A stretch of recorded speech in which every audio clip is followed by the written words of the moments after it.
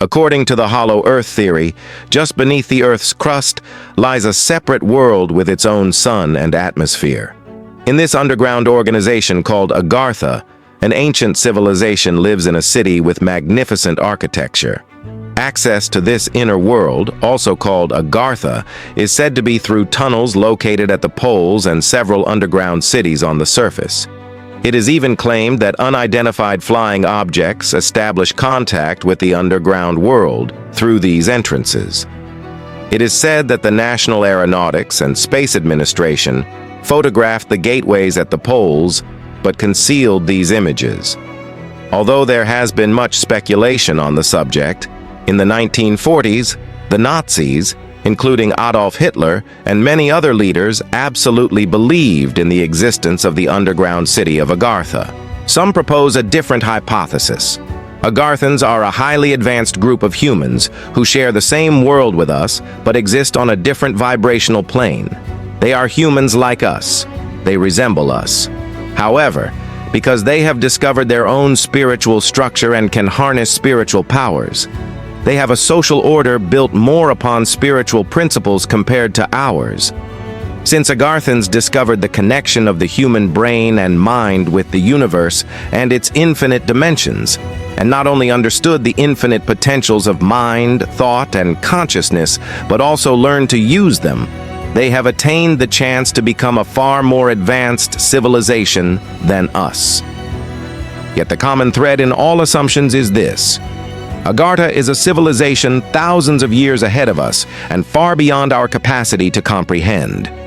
Agartha will be revealed only after the Turks reach their golden age and Turkey becomes the center of world civilization. This must be known by everyone. The occult cadre, endowed with incredible might and power, will soon open the path of guidance in our country. The reign of darkness will be overthrown and the dominion of the heavens will be established. All nations of the world that take the Turks as an example will undergo change on this basis.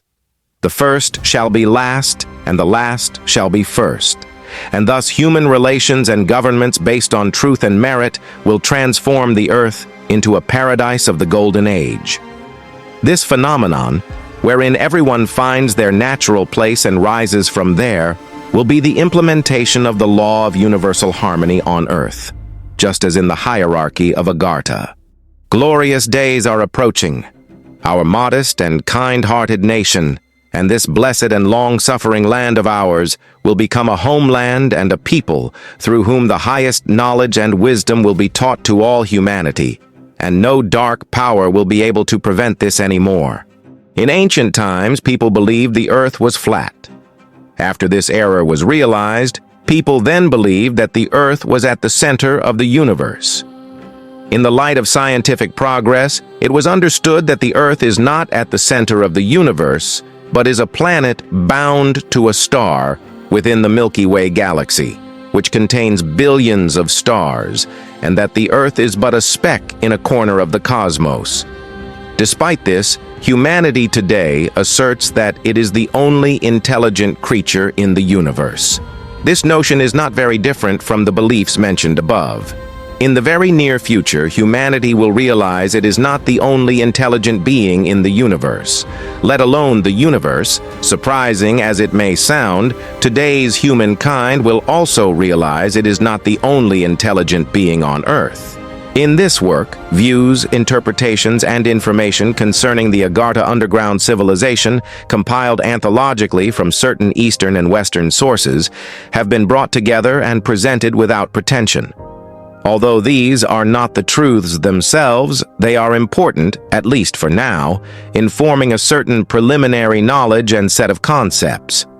In fact, it is almost impossible to find reference information on Agartha worldwide. It is as if everything has been done to keep Agartha secret. Therefore, there are at most a handful of books and archives to which researchers can turn.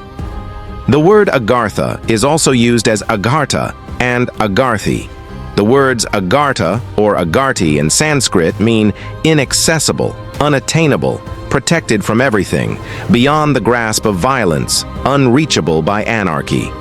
According to theosophists, Agartha was established by priest scientists or initiates who migrated from Mu and Atlantis, and this populace later deemed it necessary to conceal themselves, retreating into mountains and caves. It is believed that with the ascent of humanity, they will re-emerge to re-establish world order.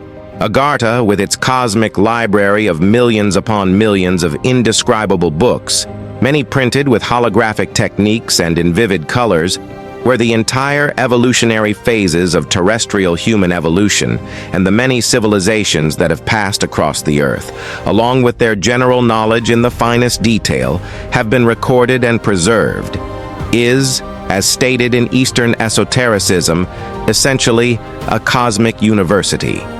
There is also the word Shambhala. This should be mentioned so as not to surprise the curious. According to some sources and individuals, Shambhala is a secret negative center established in opposition to Agartha. However, the general and widespread view is that Shambhala is another name for Agartha. The Agartha civilization was a continuation of the Atlantean civilization. Having learned lessons from a terrible nuclear war in the past, they continued to live in perpetual peace. In science, these people were thousands of years ahead of surface humanity. The scientists underground knew types of energy unknown to our scientists. It is said these energies are used in vehicles that fly and travel on land.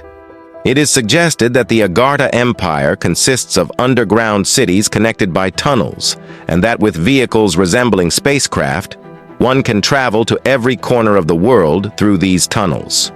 Throughout many periods of history, superior beings from Agartha emerged to guide the human race, saving them from wars, disasters, and annihilation. It is claimed that the flying saucers that appeared after the first atomic bomb was dropped on Hiroshima came for this reason. The concept of Agartha is based on the hollow earth theory.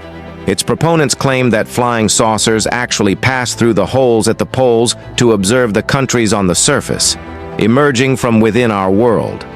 Esoteric teachings refer to the ruler of Agartha with the title King of the World. It is said that with two subordinate priest kings, he plans the future of humanity. Its symbol is the hooked cross, swastika, which was distorted and used by Hitler. Of course, the greatest of these claims is that the inhabitants of Agartha have survived to the present day with very little communication with humans. Some sources, however, say that the Agarthans live intertwined with the world, but are invisible because they exist in the fourth dimension. The time period in which they appear is associated with the apocalypse. The members of this civilization, Agartha, whom we cannot currently see yet, with whom we coexist, will welcome people during humanity's transition to the fourth dimension, introduce themselves, and convey knowledge to humankind, it is said. If you delve deeper, the Ergenekon epic and the Agartha legend are in harmony. Perhaps for this reason, the prosecutor who initiated the Ergenekon case gave this unjust and baseless case the name Ergenekon, and in an indictment reaching 1 million pages, repeatedly linked Ergenekon with Agartha. Interestingly, the place said to be Agartha overlaps with the location of Ergenekon. The Turks who survived the war went to a place called Ergenekon, also known as Ergenekon, narrow and rugged, and following a path trodden by wild sheep, reached a narrow pass on a high mountain. Passing through this gateway and finding a place with streams, springs, various plants, meadows, fruit trees, and abundant game, they thanked God and decided to stay there. In 400 years, their lineage multiplied and could no longer fit there, so they emerged from Ergenekon. According to Chinese sources, the Gukturks descend from this lineage. This story was later narrated within the framework of the Ergenekon epic. Chinese sources also recount the tale of the Turks' escape from a cave or a valley encircled by mountains.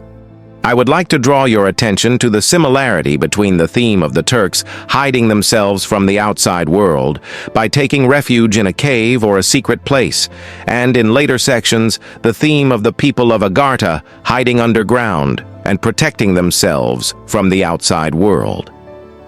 According to some researchers, certain Central Asian Turkic communities, such as the Huns, Gökturks, and Uyghurs, were also in contact with the land of Agartha. Some also say that the beast of the earth mentioned in the chapter of the ant in the Quran, meaning the living beings that will emerge from the earth and convey the truths, are members of these civilizations. Contrary to all this, a respected Turkish scientist theorist states that Agartha was proposed about 120 years ago by a Russian researcher named Helen Agalvastik, and that, despite all the research conducted, it has no basis. According to him, Ataturk was also once interested in Agartha and ordered research on the subject. It is asserted that Hitler also believed in Agartha, and in order to dominate the world, had many studies conducted through a sect called Thule. It is claimed that the discovery of 12 Tibetan monk corpses among the ruins of the Nazi headquarters near the end of the war proved Hitler's connection. These circles attribute Hitler's foreknowledge that the President of the United States, Roosevelt, would die in 1945, and his supposed ability to know the future to this. As for the philosophy of Thule as a secret organization and doctrine, Eckhart explained it thus: all the secrets of Thule are based on an ancient lost civilization. Certain beings between humankind and external intelligences form a great source of power for those who attain these secrets. It is this power that will make Germany dominate the world. These words also formed the basis of Nazism. As research progressed, another truth emerged. It was determined that Karl Haushofer, one of the founding members of the Nazi Party, went to India, Japan, and Tibet, where he conducted secret studies for a long time. Records noted that he underwent an enigmatic training. Reports stated that he held secret meetings with certain people in Tibet. Who these people were was never learned. One of Ataturk's least-known aspects is his curiosity for ancient mysteries, occultism, and esotericism. Uncovering the origins of the Turks was one of Ataturk's greatest desires.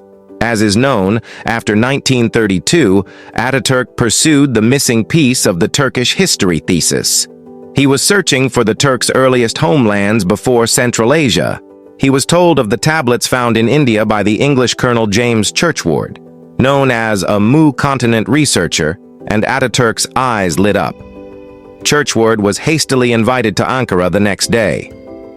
2 weeks later, Churchward came to Ankara and had dinner in Çankaya with Ataturk and Mr. Tassin. Churchward told Ataturk where he found these tablets, that he had devoted 50 years to this research, that the language on the tablets was based on the ancient Maya, that between 200,000 and 70,000 years before Christ, there was a continent in the Pacific called Mu, slightly larger than Australia, and that it was thought that after reaching a high civilization, its inhabitants perished by flood or deluge. After this meeting, Churchward's works were quickly translated into our language by a translation committee of 60 people, given the circumstances of the time, and presented to Ataturk. Ataturk read and underlined the important parts and took notes. He underlined and marked passages on Mu-derived proper names and adjectives, their comparisons with pure Turkish, Mu's form of governance, and the use of solar energy in lighting, and wrote notes in the margins in his own hand. Those who visit Anıt Kabir can see these works in glass display cases. Ataturk was particularly interested in two of James Churchward's books, The Lost Continent of Mu and The Children of Mu.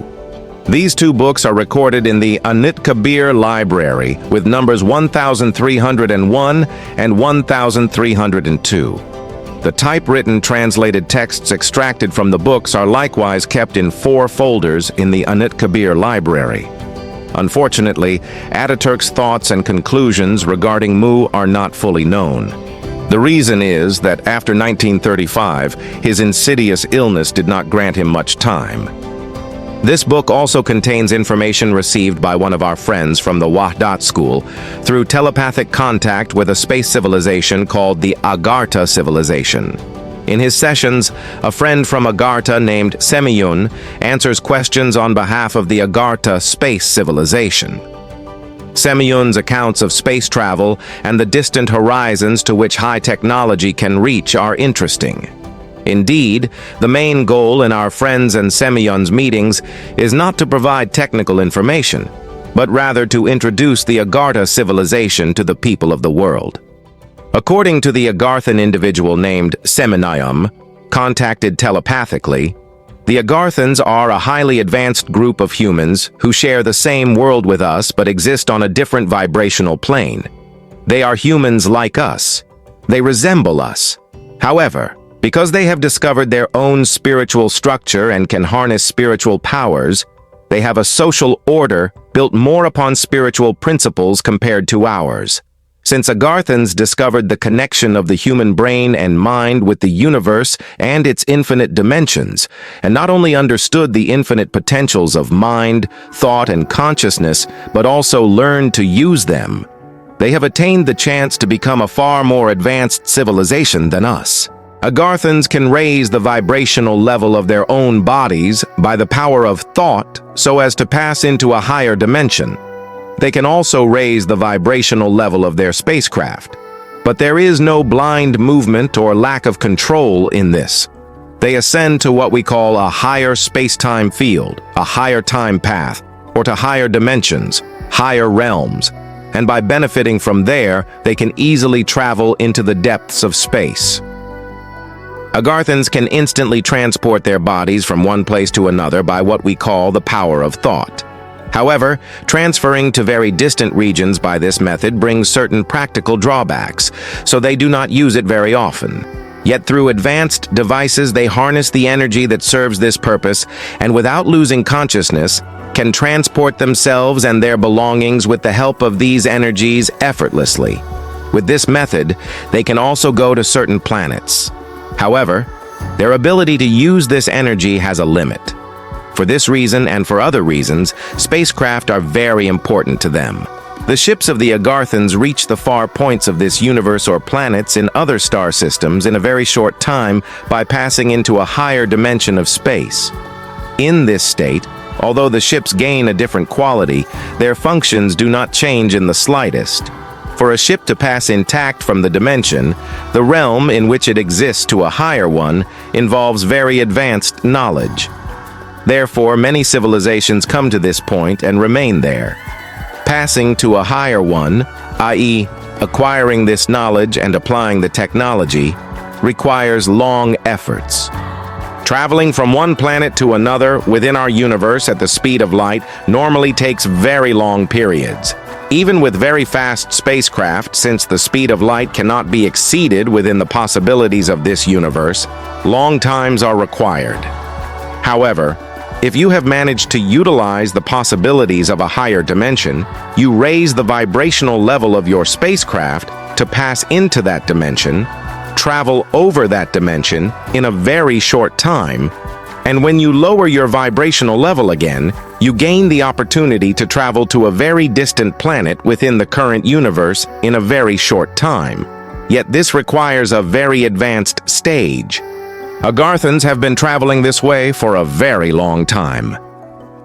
Only in the Golden Age will you be able to travel to nearby civilizations and worlds without raising the vibrational level of our physical vehicles, they say. Frankly, regarding the future of humanity at present, they believe it is not possible to travel to very distant points of the universe by raising the vibrational level of their ships. And they say this is related not so much to human incapability, but to the general level of evolution of the souls to be incarnated. As I mentioned earlier, this book brings together, through an anthological study, views, interpretations, and information concerning the Agartha underground civilization from certain Eastern and Western sources. Some sections from books have been transferred verbatim with references and presented without pretension. After reading the book, you may arrive at 3 conclusions. 1. I do not believe it cannot be real. 2. I believe these are real. 3. I do not know. Whichever conclusion you reach, millions of people, including many scientists, believe that this information is true, just as many do not. But remember, that knowledge that cannot be proven generally remains philosophy. Over time, we will see its degree of truth together. Let us not forget, although these are not the truth themselves, they are important at least for now, informing a certain preliminary knowledge and set of concepts. The configuration of the tunnels is governed by two laws called geometric and dynamic. This geometric form, teeming and seething, is dynamic. Like the screensaver called curves and colors on Windows, it spins, sways, stretches, contracts. It is timeless, dynamic. One should not be surprised at the horror and astonishment in the eyes of the specters who may have seen this region during the Philadelphia experiment. Since these tunnels represent the impossible, they can cause every kind of oddity. They may be the reason for everything we cannot explain, from telepathy to dreams, from inspiration to teleportation. An inscription found in the Egyptian pyramids. O humankind, read well what is written on this parchment. Read, you will find the days when you did not exist here.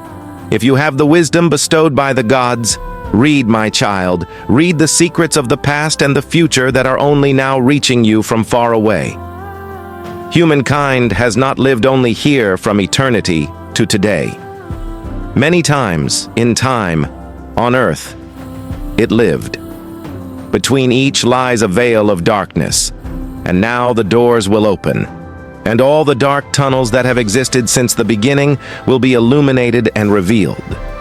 Our faith taught us eternal life. Now we understand eternity, that there is no end and no beginning. This is an endless circle. According to the law of the circle, if one thing is true, everything is true. The Creator manifested in various forms. In essence, He is one. He wished to be known as a single God. As yet, everything is wrong. The power of unseen times will bind all souls. When the world dies and the end is reached, all separate pasts will be disclosed to them in the meantime. May everything be as you wish.